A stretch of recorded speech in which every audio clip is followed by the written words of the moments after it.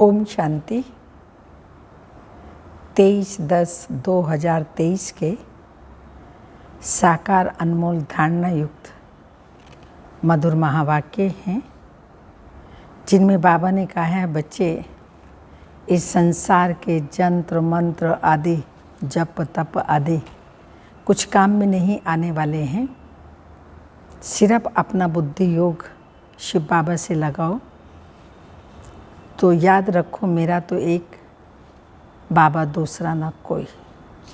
दूसरा बाबा ने कहा कि बच्चे अपना बैगेज नई दुनिया, सत्यों की दुनिया के लिए तैयार रखो, पुराना सब कुछ भूल जाओ।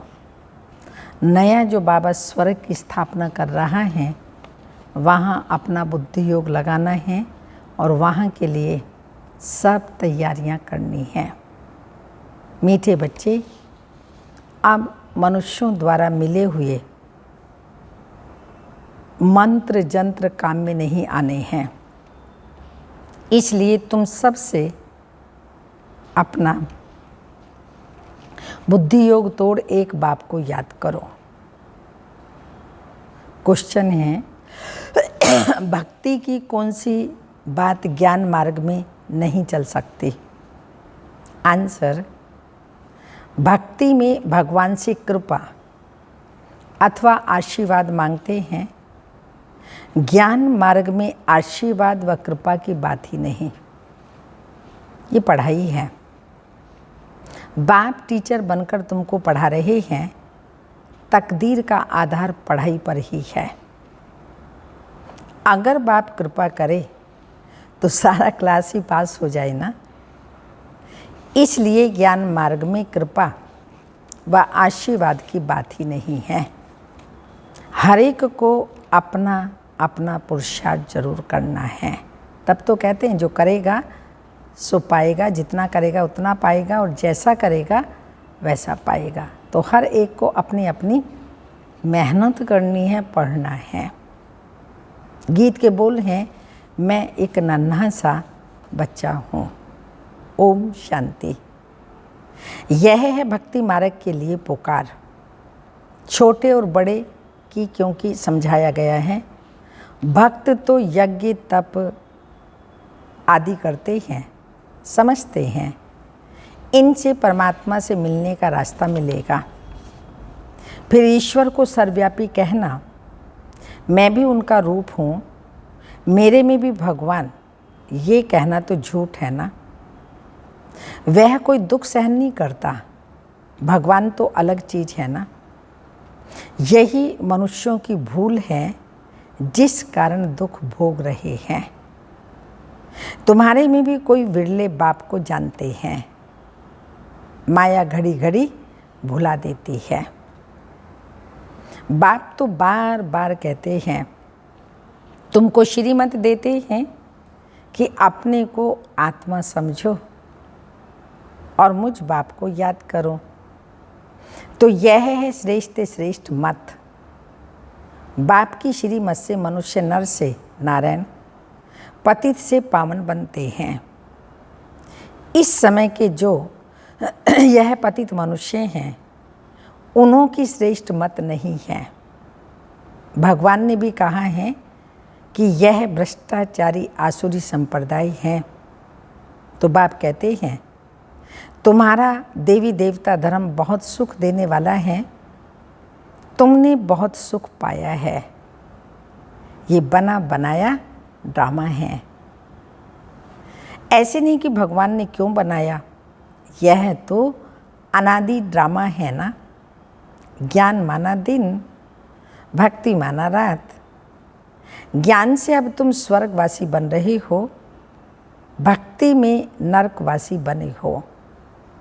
परंतु मनुष्य पत्थर बुद्धि होने कारण समझते नहीं हैं। क्रोध कितना भारी है, कितने बम्स बनाते रहते हैं, समझते हैं विनाश जरूर होगा। तो यह भ्रष्टाचारी बुद्धि हुई ना। कलयुग को कहा जाता है रावण राज्य। रावण ही भ्रष्टाचारी बनाते हैं, तो बाप आकर ऑर्डिनेंस निकालते हैं कि अब भ्रष्टाचार बंद करो। नंबर 1 भ्रष्टाचार है 1-2 को पतित बनाना। यह वैशाल्य है। कलयुगी भारत को शिवालय कहा जाता है, तो सब विष से पैदा होने वाले हैं। सत्युग को कहा जाता है शिवालय, शिव बाबा का स्थापन किया हुआ, इसलिए उसको शिवालय कहा जाता। शिव बाबा का स्थापन किया हुआ पवित्र भारत। लक्ष्मीनारायण आदि को कहा जाता है सर्वगुण संपन्न, 16 कला संपूर्ण, संपूर्ण निर्विकारी आदि आदि। फिर यह प्रश्न नहीं उठ सकता कि बच्चे कैसे पैदा होते हैं, जबकि तुम बच्चे योग बल से विश्व के मालिक बन सकते हो, तो योग बल से क्या नहीं हो सकता। बाबा कहते हैं तुम योग बल से श्रीमत पर स्वर्ग के मालिक बन सकते हो, तो वहाँ योग बल से बच्चे भी पैदा होंगे। बाहुबल से सारी सृष्टि पर राज्य नहीं कर सकते। उन्हों का है बाहुबल और तुम्हारा है योग बल। तुम सर्वशक्तिमान बाप से योग लगाते हो। सर्वशक्तिमान बाप खुद कहते हैं मुझे याद करो तो तुम्हारे विक्रम विनाश होंगे, परंतु कोई की बुद्धि में ठहरते ही नहीं। उस समय हाँ हाँ करते हैं, फिर भूल जाते हैं। बरोबर भगवान बेहद का बाप राजयोग सिखलाकर ज्ञान से तुम्हारा श्रृंगार कर रहे हैं, फिर भी बुद्धि में नहीं बैठता, तो कहेंगे बाबा क्या कहेंगे, इतना बाबा ज्ञान योग की शिक्षा देते, श्रृंगार करते, रोज रोज समझाते हैं, फिर भी बुद्धि में नहीं बैठता, तो कहेंगे उनकी तकदीर में नहीं है, इसलिए तदबीर भी नहीं करते। टीचर तो सबको पढ़ाते हैं, फिर कोई कितना पढ़ते, कोई नापास हो जाते हैं। टीचर को थोड़ी कहेंगे आशीर्वाद करो, पढ़ाई में आशीर्वाद कृपा आदि नहीं चलते। ज्ञान मार्ग में तो बाप तुमको नमस्ते करते हैं, कृपा व आशीर्वाद नहीं मांगनी है। बाप के पास बच्चा आया तो वह मालिक बन जाता है ना, तो बाप कहते हैं यह तो मालिक है, कृपा की तो बात ही नहीं, कृपा तो थोड़ी बहुत की जाएगी। तो बाबा ने कहा बच्चे तो मालिक हैं, कृपा की तो बात ही नहीं, बाप की मिल्कियत सो बच्चे की हो गई। हाँ, बाकी बच्चों को सुधारना वह फिर टीचर का काम है। टीचर कहेंगे पढ़ो, पढ़ना तुम्हारा काम है, कृपा क्या करेंगे, पढ़ाई तो पढ़नी पड़ेगी ना। तो बाबा ने कहा इसमें कृपा की तो बात ही नहीं है। गुरु का फर्ज है रास्ता बताना, सदगति मार्ग का, आशीर्वाद की बात नहीं। यह तो एक ही बाप भी है, टीचर भी है और गुरु भी है। तीनों से कृपा मांगने की बात नहीं। बेसमझ मनुष्यों को बाप बैठ समझ देते हैं। यह तो उनकी आशीर्वाद है ना, ये समझाना ही शिव बाबा की हम बच्चों के लिए आशीर्वाद है, बाकी उस पर चलना बच्चों का काम है। गाया हुआ है श्रीमद् भगवानो वाच्य, वह है ऊंच ते ऊंच, तो उनकी मत भी ऊंच होगी ना। श्री मत से तुम श्री श्रेष्ठ अर्थात देवी देवता बन रहे हो, सो भी नंबर वार पुरुषार्थ अनुसार। तुम भी समझ सकते हो हम कितने मार्क्स से पास होंगे। स्कूल में स्टूडेंट समझ तो सकते हैं ना, पढ़ाई क्या पढ़ते हैं, तो उस हिसाब से समझ तो सकते हैं ना स्टूडेंट। हमने पूरा पढ़ा नहीं, इसलिए हम नापास होंगे।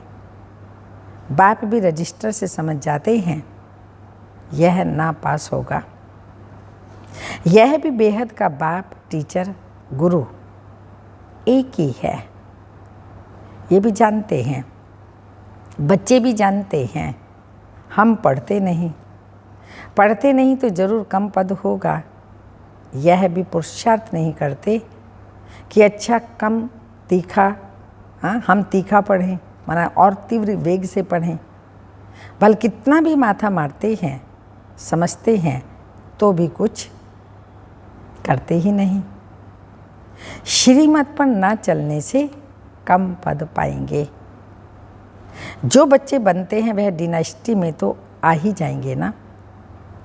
उनसे भी बहुत पद, उनमें भी बहुत पद है ना, डिनास्टी में भी नंबरवार पद है ना।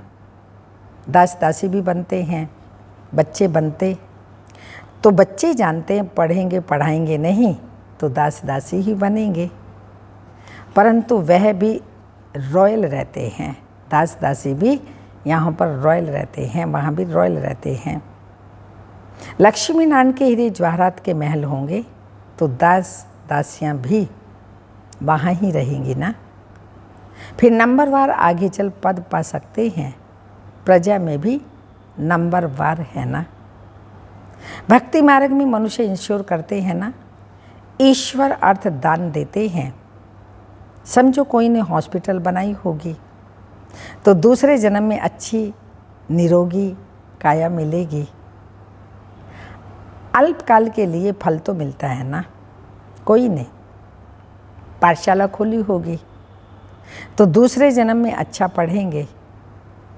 धर्मशाला खोली होगी तो दूसरे जन्म में रहने के लिए अच्छा मकान मिलेगा। तो यह इंश्योर करना हुआ ना, शिव बाबा को अपना सब कुछ इंश्योर किया। चाहे भक्ति मार्ग में भी पाठशाला आदि, धर्मशाला आदि, स्कूल हॉस्पिटल आदि बनाया तो बाबा ने कहा ये भी अल्पकाल के लिए दूसरे जन्म में मिल जाता है। तो यह भी इंश्योर करना हुआ ना, हर एक अपने को इंश्योर करते हैं। अभी तुम्हारा है डायरेक्ट ईश्वर के साथ और वह है इनडायरेक्ट। यह है डायरेक्ट इंश्योर करना। बाबा ये सब कुछ आपका ही है और हम ट्रस्टी हैं। इनके बदले में आप हमें 21 जन्मों के लिए स्वराज्य दे देना। तो यह हुआ डायरेक्ट बाप को इंश्योर करना। 21 जन्म लिए। बाप कहते हैं अपना बैगेज सब सतयुग में ट्रांसफ़र कर दो। जैसे लड़ाई लगती है तो फिर छोटे छोटे राजाएं छोटे राजाओं के पास, छोटे छोटे राजे बड़ों राजाओं के पास अपनी मिल्कियत रख देते हैं। फिर लड़ाई जब पूरी हो जाती है फिर बड़ों से वापस ले लेते हैं। तो यहाँ भी बाबा ने कहा महाभारत लड़ाई सामने खड़ी है, अपना सब कुछ बड़े बाबा के आगे इंश्योर कर दो, फिर भविष्य में ले लेना। बाबा तो इन बातों का अनुभवी है ना, ब्रह्मा बाबा। बाप भी जानते हैं, ये दादा भी जानते हैं। समझना चाहिए हमको दादा द्वारा बाप से वर्षा मिलता है। बाप पढ़ाते हैं। हेवनली गॉड फादर वह बाप है, यह नहीं। ब्रह्मा बाबा हेवन स्थापन नहीं करते, शिव बाबा ब्रह्मा द्वारा हेवन की स्थापना कर रहे हैं और मददगार हम सब बच्चे हैं। ये दादा है।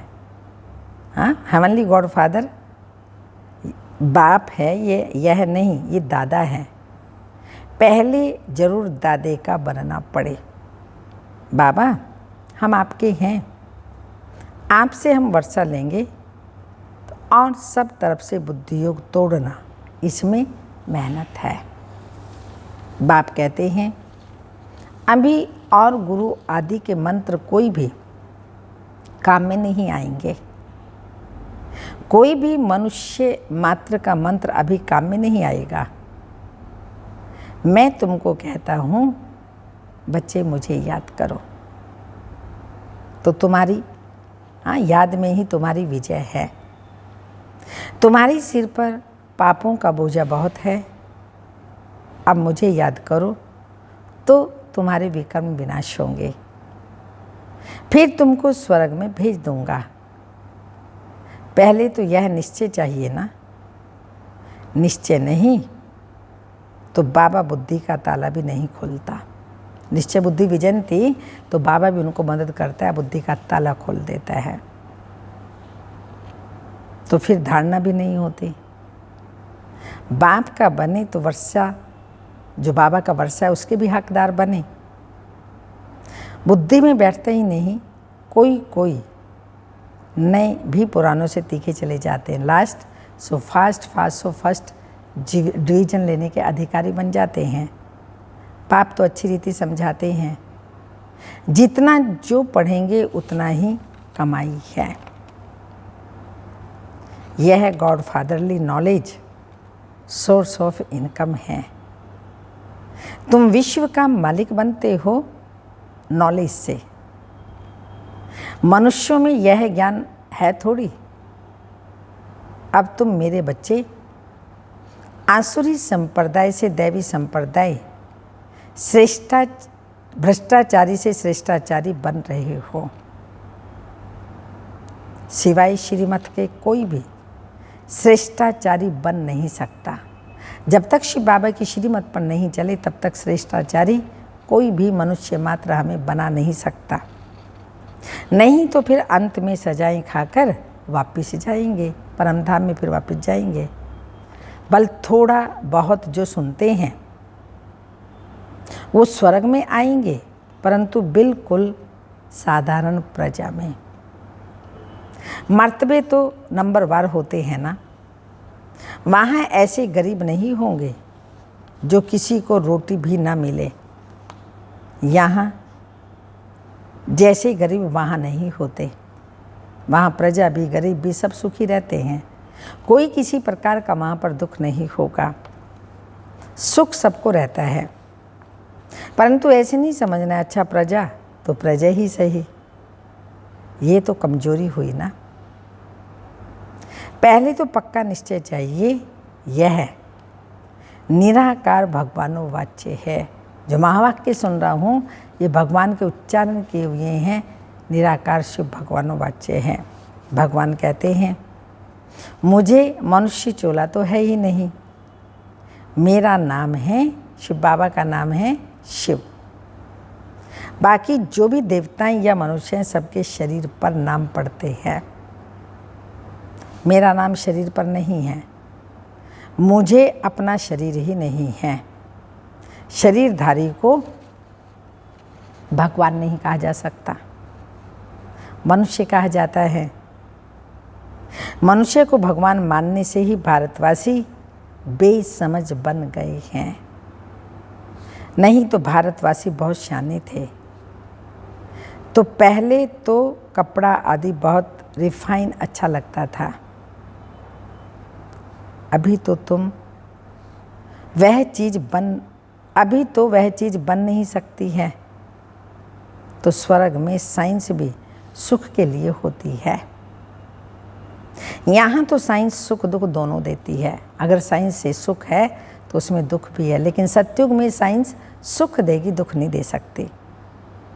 अल्पकाल का सुख मिलता है, दुख तो इस संसार में अपार हैं। सारी दुनिया खत्म हो जाएगी, दुख हुआ ना, सब त्राही त्राही करेंगे। वहाँ तो साइंस से भी सुख होता है, दुख का तो नामो निशान नहीं है।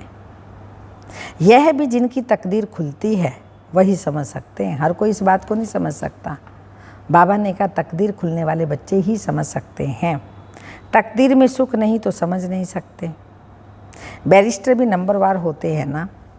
कोई तो एक केस का 10-20 हज़ार रुपया देते हैं। कोई बैरिस्टर को देखो तो कोर्ट में कोट पहनने के लिए भी नहीं होगा।